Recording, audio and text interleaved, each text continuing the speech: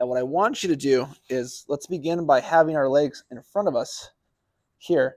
And we're going to pick a side. So we have to do both sides for this stretch. So you're going to take your legs, allow your legs to fall to one side. Okay, you want your knees stacked on top of each other. You want your feet stacked on top of each other.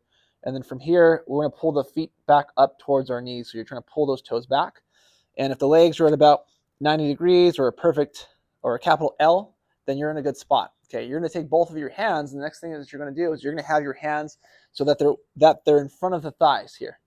Okay, so I like to have about a foot apart from the thighs. Okay, so not too far forward, not too close, at least not in the beginning, because we're going to do more of the middle part of the back, and I'll show you how you can change the position of your hands so you can target different areas of that upper back. Okay, so we're going to have our hands here, fingers facing away.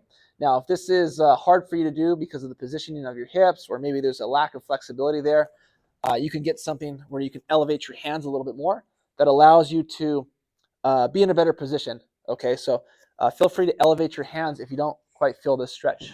Yeah, but I'm going to use the ground here. So my fingers are facing away from my legs. Now we're in this position. What we're going to do is we're going to breathe in. And as you breathe out, I want you to round your upper back and feel like you're trying to pull your chest away from your hands on the floor. Okay, head is down. I'm going to breathe.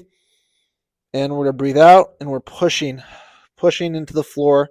Arms are completely straight. And I'm trying to pull my chest, pull my upper back away from my hands.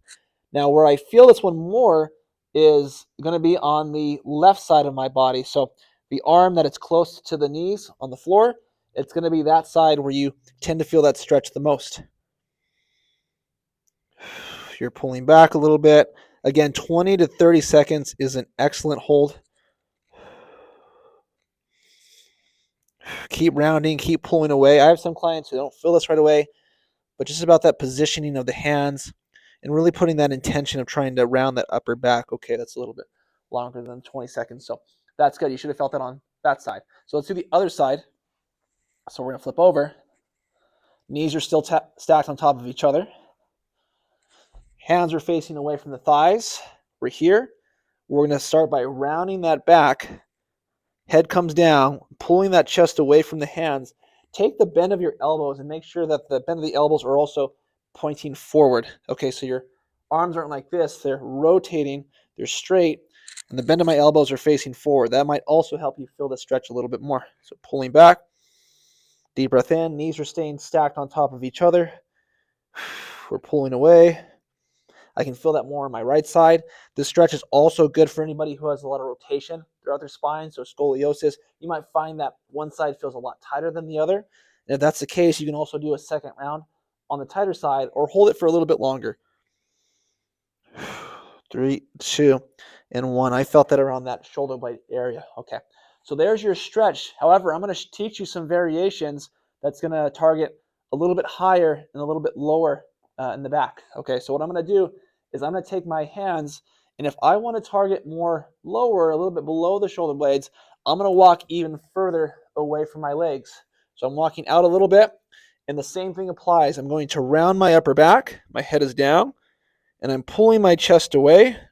I'm rounding my upper back, and I can feel that a little bit lower than the previous position.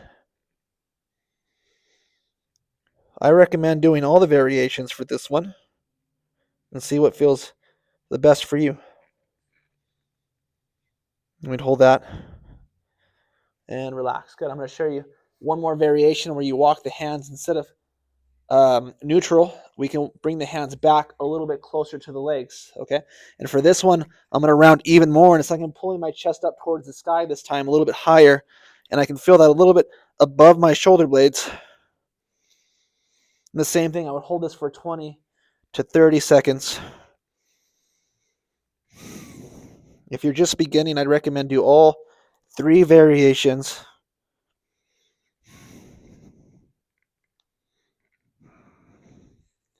Okay, and then you relax, and then I would do that for the other side. Okay, so standard, just do the neutral position, and then if you want to target a little bit lower, you would do higher, arms further away from the legs, and if you want to do higher, you can do hands closer to the thighs, and that would give you a great stretch throughout that upper body.